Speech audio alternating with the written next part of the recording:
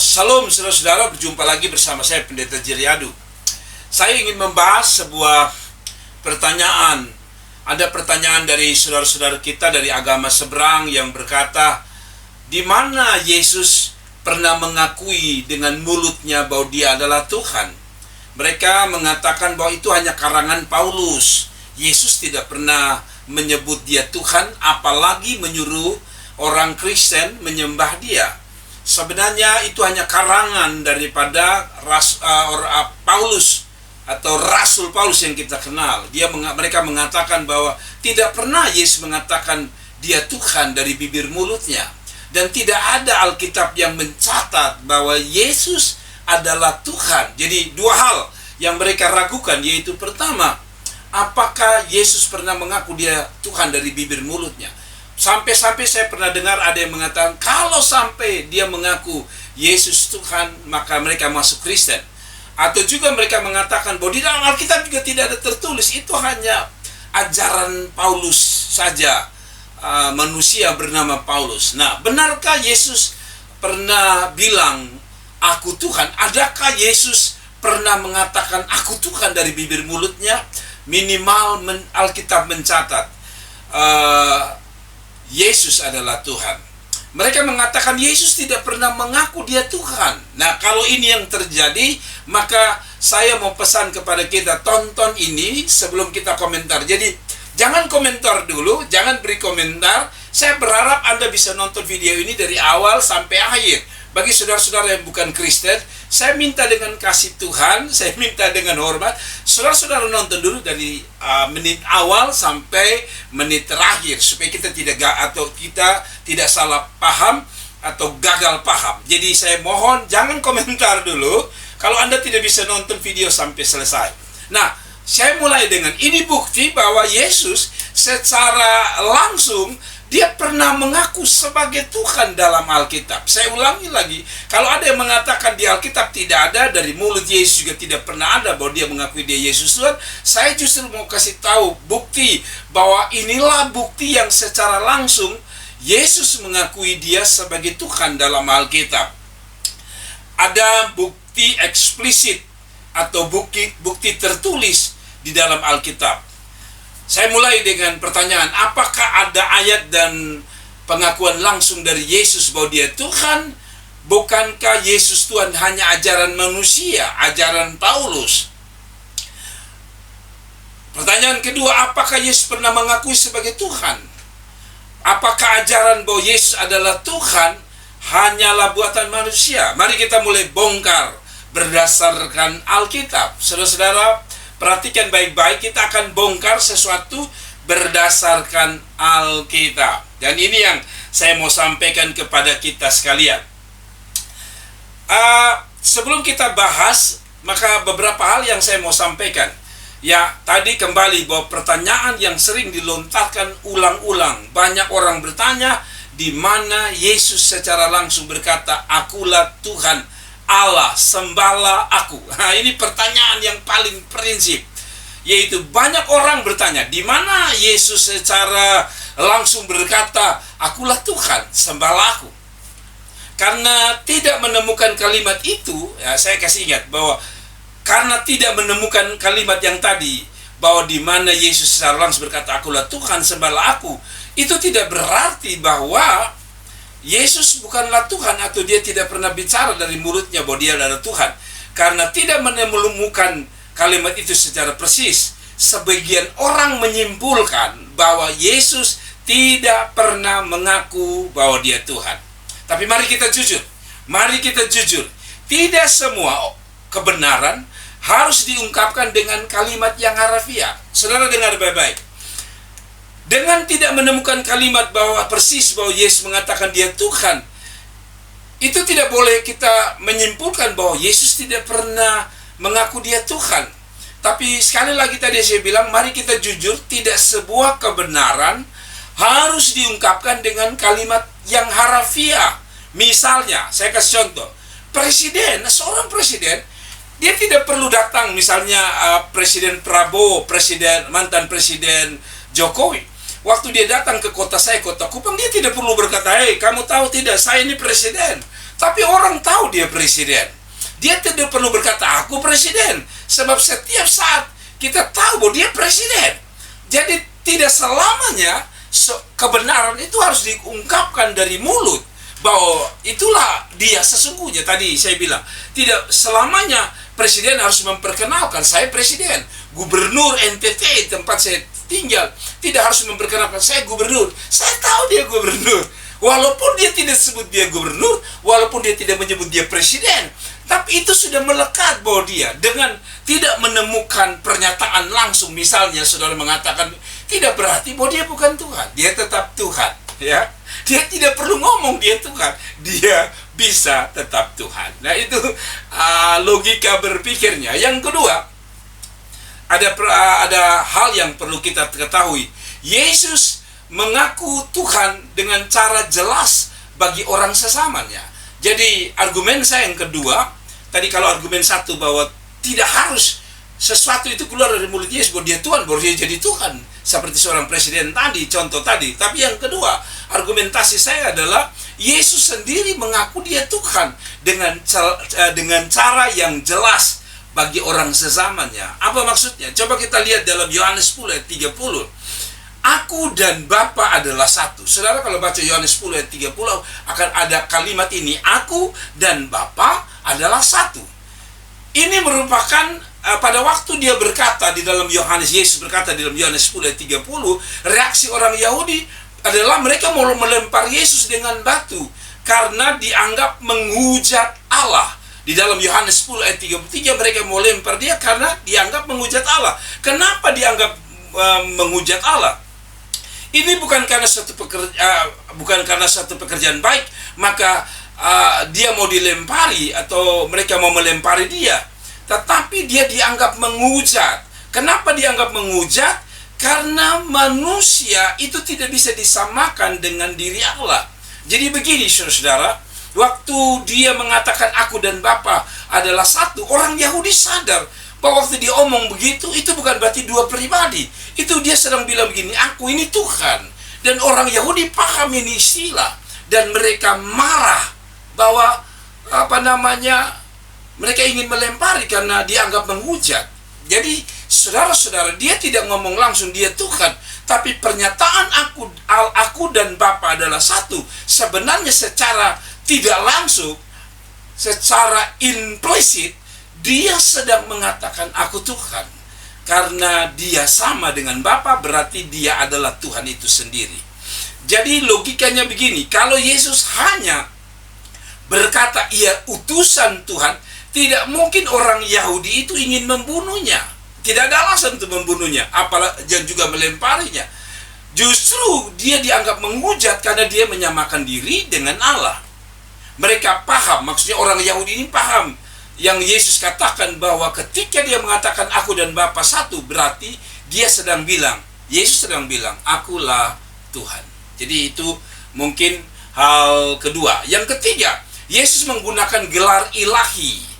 Aku adalah aku. Jadi kalau saudara baca dalam Yohanes 8 ayat 58, sebelum Abraham jadi, perhatikan kalimat ini dalam Yohanes 8 ayat 58, sebelum Abraham jadi, aku telah ada. Kata yang digunakan Yesus, ego eimi dalam bahasa Yunani, artinya aku adalah aku. Nah, menariknya, kenapa dia memperkenalkan diri sebagai aku adalah aku? Dan apa maksudnya Yesus ketika dia mengatakan aku adalah aku? Ini merujuk pada Keluaran pasal 3 ayat 14. Kalau saudara baca, Tuhan memperkenalkan diri, Tuhan menyatakan diri, memperkenalkan diri kepada Musa, itu dengan menyatakan I am is I am dalam bahasa Inggris atau dalam bahasa Indonesia, aku adalah aku. Jadi sekali lagi, logikanya begini, Yesus mengambil nama yang kudus, yang hanya digunakan nama kudus itu kepada Allah. Dan lagi-lagi orang Yahudi ingin melemparinya dengan batu dalam Yohanes 8 ayat 19. Jadi, aku adalah aku. Mereka mengerti kata itu berarti ada satu nama yang pernah memperkenalkan. Siapa dia? Yahweh, YHWH dalam tulisan bahasa Ibrani itu sedang menunjukkan pada satu pribadi Allahnya orang Israel. Jadi ketika dia mengatakan aku adalah aku. Orang Israel mengerti sebenarnya bahwa Yesus secara langsung sebenarnya dia sedang mengatakan, aku adalah Tuhan. Jadi saudara mengerti ya. Jadi bukan dia tidak mengatakan langsung bahwa aku adalah Tuhan, tapi aku adalah aku, sedang dari mulut Yesus sudah mengatakan akulah Tuhan. Jadi kalau ada orang mengatakan dari mulut Yesus tidak pernah ada, salah besar ya. Juga orang Kristen harus tahu ini. Nah, yang keempat, Yesus menerima penyembahan ketika dia dikatakan bahwa tidak pernah mengaku dia Tuhan, atau di dalam Alkitab tidak tercatat. Tadi sudah kita dengar beberapa ayat. Yang keempat, argumentasi saya bahwa dia adalah Tuhan, bukti dia adalah Tuhan adalah dia, Yesus menerima penyembahan yang hanya bisa diberikan untuk Tuhan. Jadi orang sering berkata terima kasih itu kepada manusia, tapi syukur itu kepada Tuhan. Kekaguman bisa kita berikan kepada manusia, ya, tetapi penyembahan itu hanya untuk Tuhan. Nah, dengan dia memberi diri untuk disembah, berarti dia adalah Tuhan. Matius 14 ayat 3/3 mengatakan begini, maka orang-orang yang di perahu menyembah dia, katanya sesungguhnya engkau anak Allah. Jadi para murid itu pada akhirnya dengan bibir mulutnya juga mengakui dia adalah Tuhan. Dan Yesus tidak pernah marah para murid, jangan menyembah, saya manusia. Dia terima. Bayangkan kalau dia bukan Tuhan, bagaimana mungkin dia menerima sebuah penyembahan? Yohanes 9 ayat 38, dan ia berkata, aku percaya Tuhan. Lalu ia sujud menyembahnya. Jadi catatan-catatan ini memang mungkin tidak berkata bahwa Tuhan tidak menyuruh mereka menyembah. Sekali lagi, banyak orang berargumen begini, kan Tuhan tidak suruh sembah, mereka para murid yang menyembah. Tetapi dengar, Yesus sadar karena dia Tuhan, dia terima penyembahan itu. Yesus menerima penyembahan untuk sesuatu yang memang dia pantas karena dia Tuhan. Yesus tidak menolak penyembahan itu, padahal malaikat atau nabi saja, nabi sejati, malaikat sejati, itu saja menolak untuk disembah. Tapi Yesus tidak. Anda pikir menerima penyembahan itu bukan tidak berbahaya? Kisah Rasul 10 ayat 25-26 Anda bisa lihat di sana. Yang kelima, Yesus mengampuni dosa. Padahal kita tahu bahwa untuk mengampuni dosa adalah hak penuh, hak prerogatifnya Tuhan. Jadi saudara-saudara, kenapa Yesus kami yakin adalah Tuhan? Karena Yesus mampu mengampuni dosa, atau Yesus bisa mengampuni dosa. Ini membuktikan bahwa dia Tuhan. Kita tahu bahwa manusia berdosa, sesama manusia berdosa tidak mungkin bisa mengampuni, menghapus dosa. Yesus terbalik. Yesus bisa mengampuni dosa. Itu membuktikan bahwa dia adalah Tuhan. Markus 2 ayat 5-7. Saudara, kalau saudara baca, saya tidak akan baca semua. Hai anakku, Yesus berkata, dosamu sudah diampuni. Jadi dari bibir mulut Yesus berkata dosamu sudah diampuni. Sebenarnya sekali lagi orang-orang zaman itu mengerti bahwa hanya Tuhan yang bisa mengampuni. Orang Farisi lalu berkata, ia menghujat Allah. Siapa yang dapat mengampuni dosa selain daripada Allah sendiri? Jadi orang Farisi adalah orang-orang yang mengerti kitab Taurat, menyelidiki kitab Taurat, menyadari bahwa kalau sampai ada pribadi yang mengatakan dosamu sudah diampuni, maka dia adalah Tuhan. Jadi Yesus mengampuni dosa adalah bukti bahwa dia adalah Tuhan. Sekali lagi, Yesus melakukan tindakan yang hanya bisa dilakukan oleh pribadi yang suci, yaitu Tuhan Allah, dengan mengampuni dosa. Manusia tidak bisa mengampuni dosa, hanya Tuhan. Berarti dengan dia berkata aku mengampuni dosamu, berarti dia secara tidak langsung dia mengatakan, Yesus mengatakan dia adalah Tuhan. Yang keenam, para rasul dan gereja mula-mula mengakui bahwa Yesus adalah Tuhan. Nah, ini menarik, saudara harus dengar ini. Yohanes 1 ayat 1 dan ayat 14, pada mulanya adalah firman, firman itu bersama-sama dengan Allah, dan firman itu adalah Allah, firman itu telah menjadi manusia. Filipi 2 ayat 6, yang walaupun dalam rupa Allah tidak menganggap kesetaraan dengan Allah itu sebagai milik yang harus dipertahankan. Titus 2 ayat 13, penampakan kemuliaan Allah yang besar, maha besar, dan juru selamat kita Yesus Kristus. Jadi begini saudara-saudara, para rasul, diantaranya Rasul Paulus, itu mengakui bahwa dia adalah Yesus adalah Tuhan. Nah, biasanya orang mengatakan begini saudara, ya itu kan tipu-tipuannya Paulus aja dengan orang-orang Kristen bahwa dia mengaku dia Yesus adalah Tuhan. Nah, ini yang saya mau ajak kita berpikir.